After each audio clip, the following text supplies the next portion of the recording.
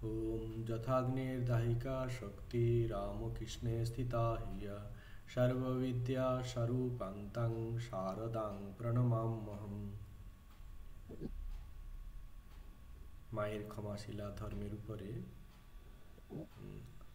আগে 3টে ক্লাস হয়ে গেছে। আমরা দেখেছি মা সংসার বলতে যে যা বোঝায় সেই অর্থে মা কিন্তু সংসারী ছিলেন না, কিন্তু সমস্তভাবে তিনি অত্যাচারিত হয়েছেন এবং প্রত্যেক ক্ষেত্রে তিনি ক্ষমা করে দিয়েছেন। ভাইরা অত্যাচার করেছে, ভাই বউ অত্যাচার করছে, ভাইঝিরা অত্যাচার করেছে, প্রত্যেক ক্ষেত্রে কিন্তু মা ক্ষমার দৃষ্টিতে সমস্ত কিছু দেখেছেন। সেই অত্যাচারের যে সীমা শুধুমাত্র পরিবারের মধ্যে সীমাবদ্ধ ছিল না, ভক্তদের মহলেও কিন্তু সেই অত্যাচার, ভক্তদের দ্বারাও তিনি অত্যাচারিত হয়েছেন। মা সেগুলো হাসি মুখে তিনি সহ্য করেছেন। সেরকম কয়েকটি ঘটনা আজকে আমরা দেখব। একদিন উদ্বোধনে শ্রী মায়ের বাড়িতে শ্রী মা পুজো সেরে উঠেছেন। এমন সময় একটি ভক্ত কতগুলি ফুল নিয়ে শ্রী মাকে দর্শন করতে যান। শ্রী মা অপরিচিত ভক্তটিকে দেখে সর্বাঙ্গ চাদর মুড়ি দিয়ে বউ মানুষটির মতো তক্ত বসে পা ঝুলিয়ে বসে আছেন। ভক্তটি শ্রী মায়ের পায়ে ফুলগুলি দিয়ে প্রণাম করে সামনে আসনে বসে ন্যাস প্রাণায়াম আরম্ভ করল। বাড়ির সকলে কাজে ব্যস্ত, শ্রী মার কাছে কেউ নেই। বসে থাকতে থাকতে শ্রী মায়ের শরীর ঘর্মাক্ত হয়ে গেল। ভক্তটি শ্রী মাকে পুজো করতে দেখে গোলাম মা কাজে অন্যত্র চলে গেছে। অনেকক্ষণ পরে ফিরে এসে ওই ব্যক্তিটিকে এইভাবে দেখে মা তার হাত ধরে টেনে দিয়েছেন। উচ্চ গলায় বলছেন, সে গোলাম মা হাত ধরে টেনে দিয়ে উচ্চ স্বরে বলছে কি, এ কি কাঠের ঠাকুর পেয়েছ যে ন্যাস প্রাণাম করে তাকে চেতন করবে? আক্কেল নেই? মা যে ঘেমে অস্থির হয়ে যাচ্ছে। এখানে দেখতে পাচ্ছে ভক্তটি তার ব্যক্তিগত আনন্দের দিকে লক্ষ্য রেখেছেন। মায়ের যে কষ্ট হচ্ছে সেদিকে তার ভ্রূক্ষেপ নেই। আমরা অনেক সময় নিজের শান্তি, নিজের খুশির জন্যই ভাবি, অপরের তাতে কি অসুবিধা হতে পারে, কি কষ্ট হতে পারে সেদিকে আমরা কিন্তু লক্ষ্য রাখি না। এখানে পুজোর ব্যাপারে যদি আমরা পুজোর যদি ভাবি, যখন আত্মবোধ পুজো করা, নিজের যাতে কষ্ট হয়, গরমের আমার যখন কষ্ট হচ্ছে, আমার প্রভুরও সেরকম কষ্ট হচ্ছে, কষ্ট পাচ্ছেন প্রভু, সেই কারণে একটা পাখার ব্যবস্থা করে দেওয়া। শীতকালে আমার যেমন চাদরের দরকার হয়, আমার প্রভুরও সেরকম কষ্ট হচ্ছে, প্রভুর একটু চাদরের ব্যবস্থা করা, চাদর লাগানো, এইভাবে পুজো আচ্ছা করা। কিন্তু আমরা বিধিগতভাবে পুজো করতে অভ্যস্ত, ন্যাস প্রাণায়াম ইত্যাদি করছি, কিন্তু আসল জায়গায় আমাদের কিন্তু ভাবটি ঠিক হচ্ছে না। সেই কারণে আমাদের পূজাটি সার্থকতা লাভ করে না, আমাদের তার দ্বারা তেমনভাবে উন্নতিও হয় না। আমাদের এই দিকটি কিন্তু লক্ষ্য রাখা উচিত।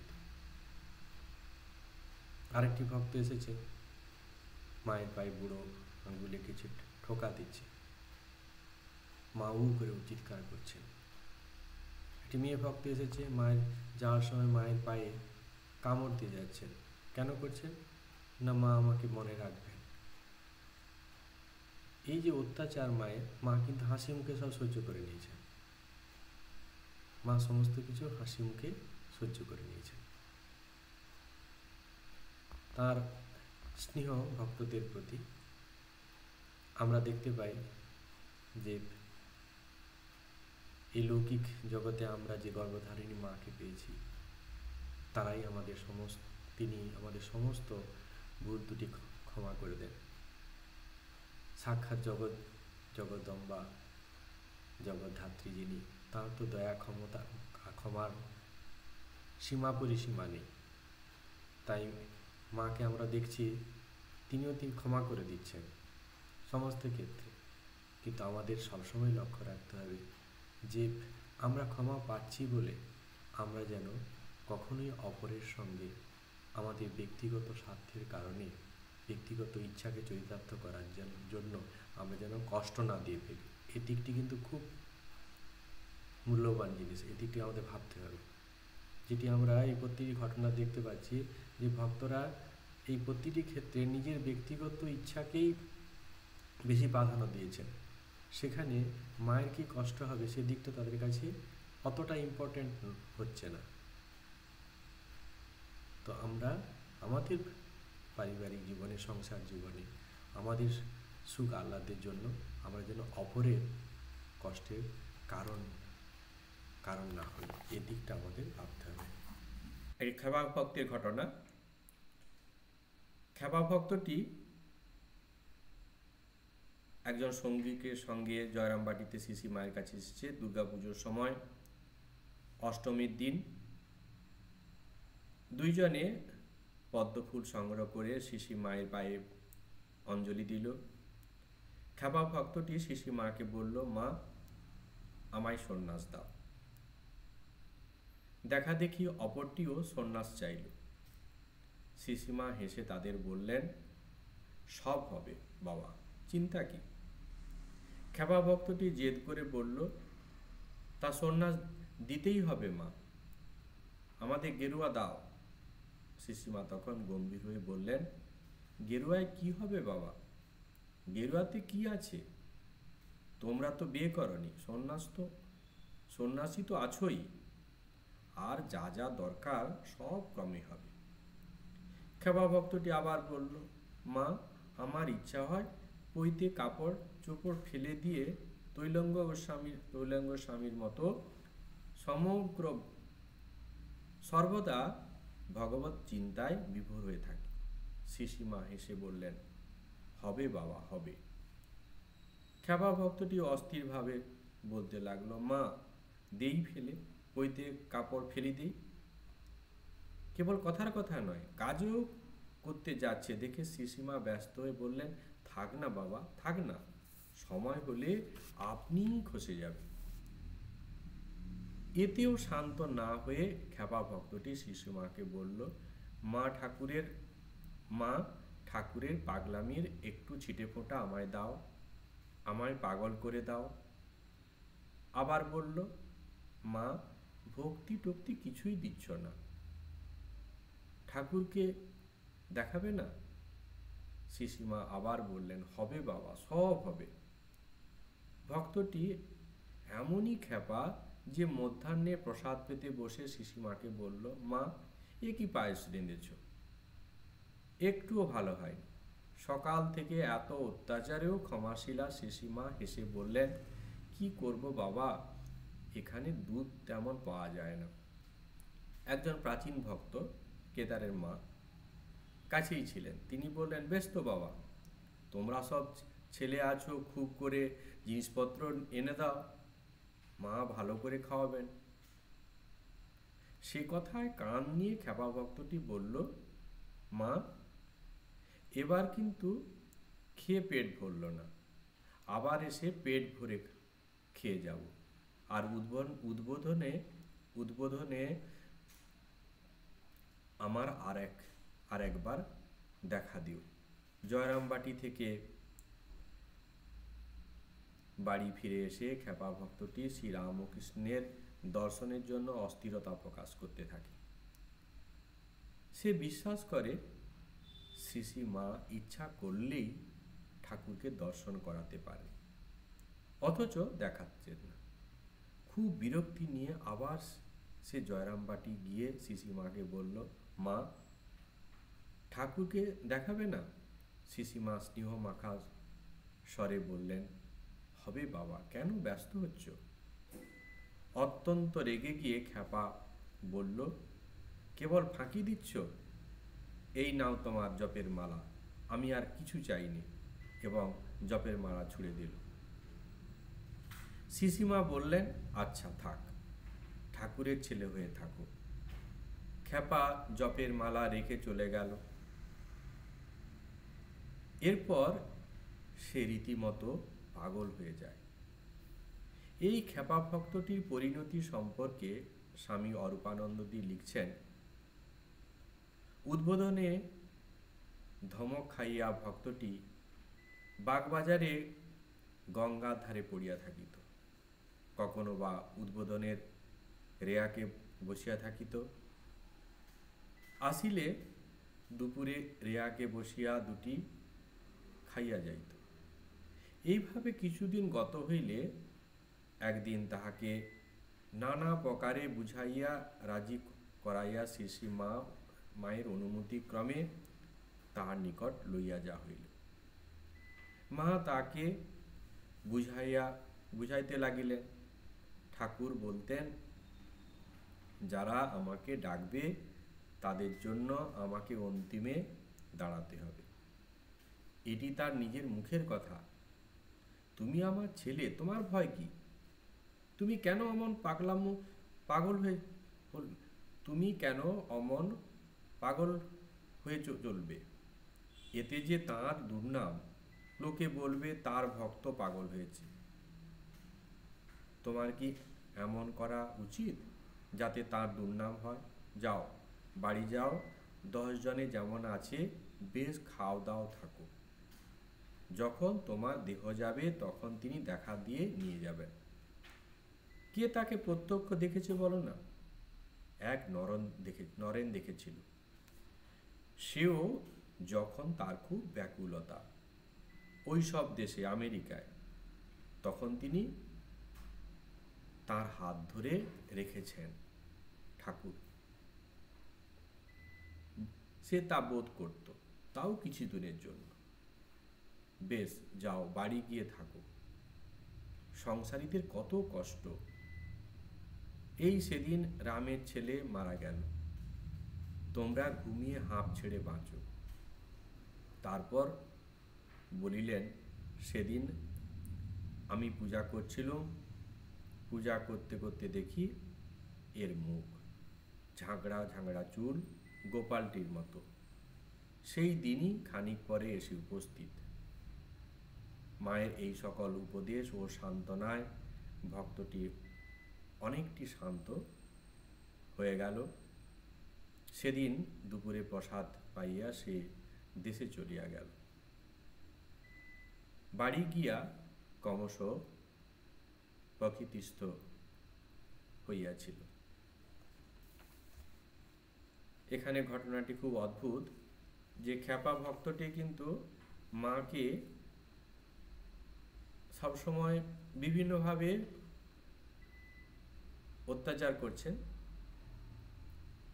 সেটি আমরা দেখতে পাচ্ছি, কিন্তু সে বুঝতে পারছে না, সে বলেই যাচ্ছে মাকে।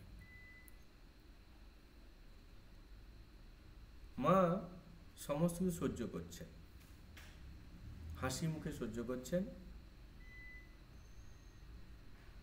তার একটি জিনিস এখানে লক্ষ্য করার বিষয়, ব্যাকুল, আর তীব্র ব্যাকুলতা আর বিশ্বাস।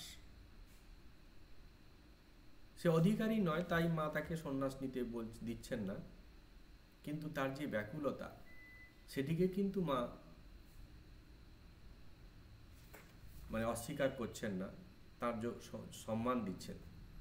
তাই যতবার তিনি অত্যাচার করছেন মায়ের সঙ্গে, এই ধরনের কাজগুলো, আচরণগুলো করে যাচ্ছেন, অস্বাভাবিক আচরণগুলি, মা কিন্তু সেগুলি কোনোটাই নিচ্ছেন না, হাসি মুখেই সহ্য করছেন, ক্ষমা করে দিচ্ছেন।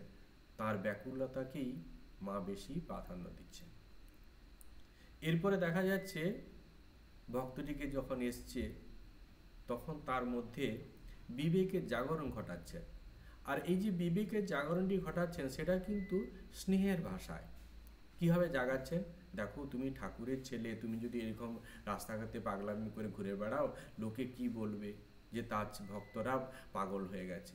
কীভাবে ধীরে ধীরে মা ছোট ছেলে শিশুকে যখন যেমন বিভিন্নভাবে তার বিবেকটি জাগানোর চেষ্টা করে, ঠিক সেমনিভাবে মাও এখানে দেখা যাচ্ছে যে তার মধ্যে বিবেকের জাগরণ ঘটানোর চেষ্টা করছে, যে না, এটা তোমার করা উচিত নয়, তুমি না ঠাকুরের ছেলে, তুমি কেন এরকম করবে। যখন আমরা ছোটতে কখন কোনো কিছু ভুল করে ফেলতাম, তখন মা বা বড়রা বাড়িতে আমাদের সংশোধন করে দিতেন, না লোকে কি বলবে, মুখ বাড়িয়েছে, এরকম করছে, এটা ঠিক নয়। এই যে এইভাবে বলে বলে আদর্শের কথা বলে বিবেকের জাগরণটি ঘটানোর চেষ্টা করছেন মা, কিন্তু এখানে সেই কাজটি করছেন স্নেহ স্নেহ ভালোবাসার মধ্য দিয়ে। কোনো রকম কিন্তু মা উত্তেজিত হচ্ছেন না, শান্তভাবেই কিন্তু ছেলেকে ঠিক পথে আনার চেষ্টা করছেন। এবং মায়ের সেই স্নেহ ভালোবাসার গুণে আমরা দেখতে পাচ্ছি, সেই যেমনভাবে বোঝাচ্ছেন, তাতে ভক্তটি ধীরে ধীরে আস্তে আস্তে তার যে স্বাভাবিক অবস্থা সেটিতে ফিরে আসছেন। কিছুদিনের মধ্যে আবার তিনি স্বাভাবিক জীবনে ফিরে আসতে পেরেছেন মায়ের স্নেহ ভালোবাসার মধ্য দিয়ে। এটি খুব অদ্ভুত। এরপরে আরেকটি ঘটনা, এক ভক্ত এসেছেন, তো তিনি 3-4 দিন পরে ফিরে যাবেন। তার ইচ্ছা শ্রী মায়ের অন্নপ্রসাদ তিনি একটু শুকনো করে নিয়ে যেতে চান। যথাসময়ে শ্রী মা ভক্তটিকে প্রসাদী অন্ন দেখে বললেন, এই গো তোমার সেই জিনিস। একখানি রেকাবিতে অন্নপ্রসাদ,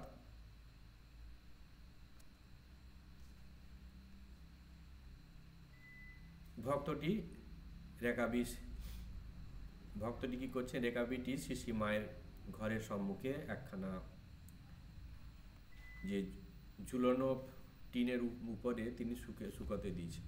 শ্রী মা তাকে সাবধান করে দিলেন, দেখো যেন কাকে মুখ না দেয়। ভক্তটি বাইরের ঘরে গিয়ে তামাক খেতে খেতে গল্প করতে শুরু করলো। গল্পে মত্ত হয়ে অন্নপ্রসাদের কথা ভুলে গেল। বেলা 3টের সময় তার ঘুম ভেঙে যায়। তখন তাড়াতাড়ি ভেতর থেকে ভেতরে গিয়ে দেখলো শ্রী মা ওই একই জায়গায় একইভাবে বসে আছে। লজ্জিত হয়ে ভক্ত জিজ্ঞাসা করেন, মা আজ আপনার বিশ্রাম হয়নি? শ্রী মা উত্তরে বললেন, না বাবা, তোমার ওটিতে পাছে কাকে মুখ দেয়, তাই বসে আছে। এটি অদ্ভুত ঘটনা। ভক্তটি এসেছে, মায়ের অন্নপ্রসাদ নিয়ে যেতে চায়, মা প্রসাদী করে দেবেন, সেই অন্নটি নিয়ে যেতে চায়। মা তাকে সেটি ব্যবস্থা করে দিয়েছেন। কিন্তু ভক্তটি সমস্ত কিছু পাওয়ার পরে তিনি কীভাবে রাখতে হবে জিনিসটিকে, সেটি কিন্তু তিনি বুঝতে পারছেন না। সেই কারণে তিনি কি করছেন, মা সাবধান করে দিচ্ছেন যে না, ওখানে রাখো, কাকে হয়তো মুখ দিতে পারে। সে কিন্তু ভক্তটি লক্ষ্য রাখবে, এরকম একটি কথা বলেই সে ভেতরে গেছে। ভেতরে এবার যাওয়ার পরে সেখানে গল্প করতে করতে ভুলে গেছে, ওই অবস্থায় ঘুমিয়ে গেছে। মার কিন্তু নজরে আছে, মা সেখানে চুপ পাহারা দিচ্ছেন। ভক্তটি যখন হুঁশ এসেছে, ঘুম ভেঙেছে, ছুটে এসছে, দেখছেন না মা সেখানে বসে আছে। মায়ের উপরে এই যে অত্যাচার হলো, মা কিন্তু চুপচাপ শান্ত ধীর স্থির হলো। আমরা সেক্ষেত্রে উত্তেজিত হয়ে যাব, উত্তেজিত হয় স্বাভাবিক। কিন্তু এখানে দেখতে পাচ্ছি ভক্তের উপর মা উত্তেজিত হচ্ছেন না, স্থির হয়ে আছে। শুধু বলছেন কি, যাতে তোমার প্রসাদটা নষ্ট না হয়ে যায়, সেই কারণে এখানে পাহারা দিচ্ছি। মা তো তিনি ক্ষমা করে দিলেন, মা ক্ষমা করবেনই, কিন্তু আমাদেরও কিছু শিক্ষণীয় এখানে আছে। আমরা যেমন আমাদের নিজের ব্যক্তিগত সুখের জন্য, শান্তির জন্য আমরা অপরকে যেন কষ্ট না দিয়ে ফেলি। আমার নিজের কাজটি কিন্তু আমার ছিল, মা সমস্ত ব্যবস্থা করে দিয়েছেন, তারপরেও কিন্তু ভক্তটি ঠিকমতো সেটি লক্ষ্য রাখেন। তো আমাদের জীবনেও আমরা এরকম অনেক সময় অনেক কিছু হয়, আমাদের নিজের শুধু কথা আমরা ভাবি, এই কাজটির জন্য অপরের যে কী অসুবিধা হতে পারে, এরকম আচরণের জন্য অপরের যে কী অসুবিধা হতে পারে, আমরা কিন্তু সেটা ভাবি না। তো আমাদের এই ব্যাপারে কিন্তু খুব সচেতন হতে হবে। আমার কোনো কারণে যেন অপরের কোনো অসুবিধা না হয়, এটা খুব দরকার, আধ্যাত্মিক জীবনে ভীষণভাবে দরকার। আমার নিজের সুখে শান্তির জন্য কথা ভাববো, অপরের কথা ভাববো না, এটা কখনোই কিন্তু কাম্য নয়। সবার মধ্যে আরেক অর্থে সবার মধ্যেই প্রভু আছেন, তাই অপরের কষ্ট দেওয়া মানে সেই প্রভুকেই কষ্ট দেওয়া, এই অর্থেও আমরা বলতে পারি। তো প্রত্যেকেরই যাতে শান্তি থাকে, আনন্দে থাকে, প্রত্যেকের সুখ দুঃখের কথাও আমাদের ভাবতে হবে, অসুবিধার কথাও আমাদের ভাবতে হবে।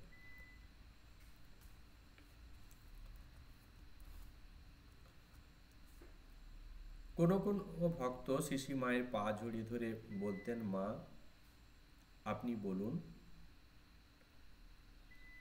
আমার মরবার সময় আপনি আমায় দেখা দেবেন। শিশিমা বলতেন, আচ্ছা ঠাকুরকে বলবো, তিনি যেন দর্শন দেন। সেই সব ভক্তরা নাছোড়বান্দা, তাই উপরন্তু না দেখে শিশিমা বলতেন, আচ্ছা বাবা তাই হবে। মা সচরাচর নিজেকে ধরা দিতেন না, নিজের স্বরূপ প্রকাশ করতেন না, কিন্তু যখন দেখতেন যে ভক্ত খুব ব্যাকুল, মাকে ভীষণভাবে চান, সেক্ষেত্রে মা নিজেকে ধরা না দিয়ে থাকতে পারতেন না। তার ব্যাকুলতার কাছে মা পরাজিত হতেন। এই ব্যাকুলতার জন্যই আমরা দেখতে পাচ্ছি ঠাকুরের জীবনে সেই ঘটনা, সেই ব্যাকুলতা যোগ। কেমন দক্ষিণেশ্বরে তিনি কি করছেন, সাধক জীবনে তিনি মায়ের কাছে প্রার্থনা করছেন, মাকে যে বলছেন বারবার, মা আর একটা দিন চলে গেল, তুই আমাকে দেখা দিলি না। জগজ্জননীর কাছে প্রার্থনা করছেন, ব্যাকুল হয়ে বলছেন দিনের পর দিন, আরো একটা দিন চলে গেল মা, দেখা দিলি না। এই যে ব্যাকুলতা, সেই ব্যাকুলতাই কি করছেন, মাকে আমরা ঠাকুরকে দেখতে পাচ্ছি সেই আধ্যাত্মিক জীবনে চরম শিখরে পৌঁছে দিয়েছেন। মায়ের সাক্ষাৎকার, তিনি মাকে সাক্ষাৎ করলেন, স্বয়ং জগদম্বাকে তিনি কিন্তু দেখতে পেলেন, ভগবতী মাকে তিনি দর্শন করতে পেলেন। ব্যাকুলতা এখানেও আমরা দেখতে পাচ্ছি, যখন সেই ভক্তটি ব্যাকুল হয়ে মাকে চাচ্ছেন যে ঠাকুরের কাছে, ঠাকুরের দর্শন যেন তার কাছে অতটা গুরুত্বপূর্ণ নয়, আমি মাকে চাই, আমার লাস্ট সময়, আমার মৃত্যুর সময় যেন আমার মা আমার কাছে আসে। মার কাছে এই যে ব্যাকুল হয়ে আবদার করা, মা সেই আবদারে তিনি নিজেকে প্রকাশ না করে পাচ্ছেন না, তাই নিজেকে ধরা দিচ্ছেন। তিনি বলছেন, হ্যাঁ তাই হবে বাবা। প্রথমে বললেন কি যে ঠাকুরকে বলবো, ঠাকুর তিনি যেন দেখা দেন তোমাকে, ঠাকুরের কাছে প্রার্থনা করব। যখন সন্তান দেখছেন যে তাতে খুশি নয়, ঠাকুর এলেন কি না এলেন তার জন্য ভক্তটি এতটা চিন্তিত নয়, আমি মাকে দেখতে চাই, মা আমি তোমাকে দেখতে চাই। যখন ব্যাকুল হয়ে ভক্ত এইভাবে মায়ের কাছে প্রার্থনা করছেন, মা কিন্তু তখন তার ডাকে সাড়া না দিয়ে পারলেন না। মা তখন বললেন, তাই হবে বাবা।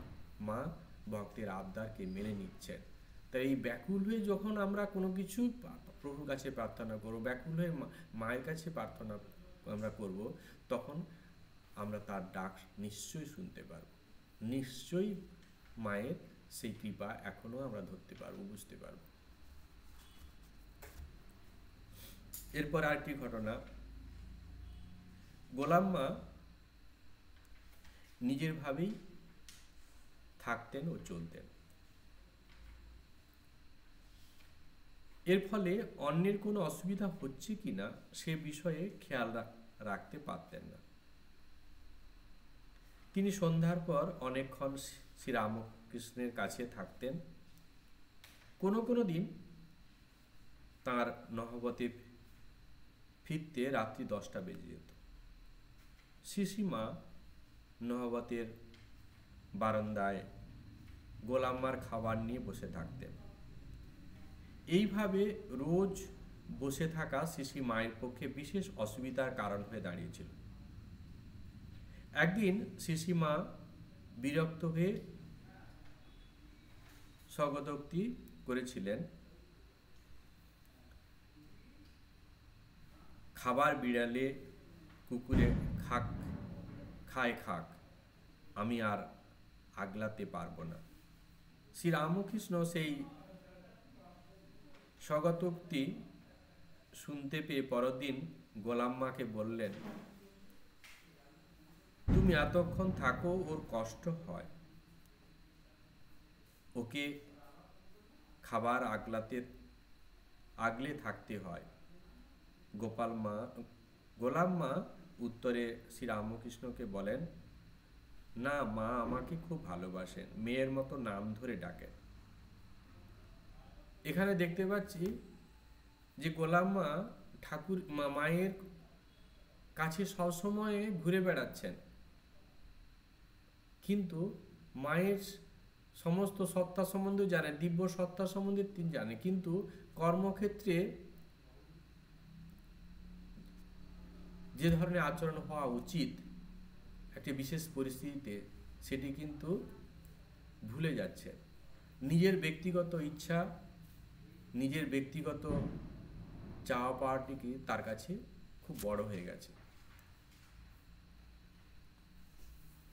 যে ভগবতীর কৃপা পাওয়ার জন্য শ্রী মায়ের কাছে, শ্রী ঠাকুরের কাছে যাচ্ছেন, শ্রী ঠাকুরের সঙ্গ করছেন, শ্রী ঠাকুরের সঙ্গ করছেন সেই জগদম্বা কৃপা পাওয়ার জন্য, ঘুরিয়ে বলতে পারে সেই মায়ের কৃপা পাওয়ার জন্যই তিনি ঠাকুরের সঙ্গ করছেন। আর সেই মাকেই কিন্তু তিনি কষ্ট দিয়ে ফেলছেন মনের অজান্তে, নিজের ব্যক্তিগত ইচ্ছাকেই তিনি প্রাধান্য দিচ্ছেন বেশি। ঠাকুর স্মরণ করে দিচ্ছেন যে দেখো, তোমার যে কারণে তাকে খাওয়াটা আগলিয়ে ধর্ম থাকতে হয়, তার কষ্ট হয়, তাতেও তার বিবেক জাগছে না। সে বলছে, উত্তর দিচ্ছে কি ঠাকুরকে, যে মা আমার নাম ধরে ডাকে, মেয়ের মতো ভালোবাসে, সুতরাং মা এটা করতেই পারে। ঠাকুরের কাছে শোনার পরেও কিন্তু বিবেক জাগছে না, তাই তো আমার কারণে মা অসুবিধায় পড়ছে, আমি কাল থেকে এটি করবো না, এটা কিন্তু মনে হচ্ছে না। ঠাকুরকে উত্তর দিচ্ছে তাই কি, যে মা আমাকে মেয়ের মতো নাম ধরে ডাকে, সুতরাং মেয়ের মতো ভালোবাসে, আমি করতেই পারি, যেহেতু উনি আমার মা, সুতরাং মায়ের কাছে আমার এটা চলতেই পারে। আমাদের সবসময় খেয়াল রাখতে হবে যে মা আমাদেরকে ভালোবাসেন, কিন্তু তার কারণ আমাদের আচরণের মধ্যে এরকমই যেন প্রকাশ পায় যে অকারণে আমি কষ্ট দিয়ে ফেলছি, কারণে অকারণে মা যেন কষ্ট না পায়, সেই দিকটাও আমাদের লক্ষ্য রাখতে হবে। স্নেহের প্রথম পরিভাষা তো এরকমই হবে যে আমার কারণে অপরের যেন কষ্ট না হয়। মা ক্ষমা করে দেবেন বা মার কর্তব্য মা করছেন, কিন্তু সন্তান হিসাবেও আমার কিছু করণীয় আছে, সন্তান হিসাবেও আমার যে কর্তব্য সেটি তো আমি করছি না। আমাদের প্রাত্যহিক জীবনে আমরা যেমন এই ধরনের আচরণগুলো যেন না করি। মায়েদের প্রত্যেকটি আচরণ আমাদের সংসার জীবনে আমাদের শিক্ষণীয়। তিনি আচরণ করছেন, যে আচরণগুলি করছেন তার মধ্য দিয়ে আমাদের একটি শিক্ষা আমরা পাই। সেই শিক্ষাগুলিকে আমাদের ব্যক্তিগত জীবনে, আমাদের কর্মজীবনে, আমাদের সংসার জীবনের মধ্যে সেই উপদেশগুলিকে আমাদের কাজে লাগাতে হবে। তিনি যে আচরণ করছেন বা যে বিশেষ ঘটনাতে আমরা যে কাছে যে শিক্ষাটি আমরা পাচ্ছি, সেই শিক্ষাটিকে আমাদের কর্মজীবনে, আমাদের সংসার জীবনের মধ্যে, পারিবারিক জীবনের মধ্যে আমাদের লাগাতে হবে, তবেই সেটি আমার ফলপ্রসূ হবে, ঠিক এটি শোনার যথার্থতা লাভ করবে।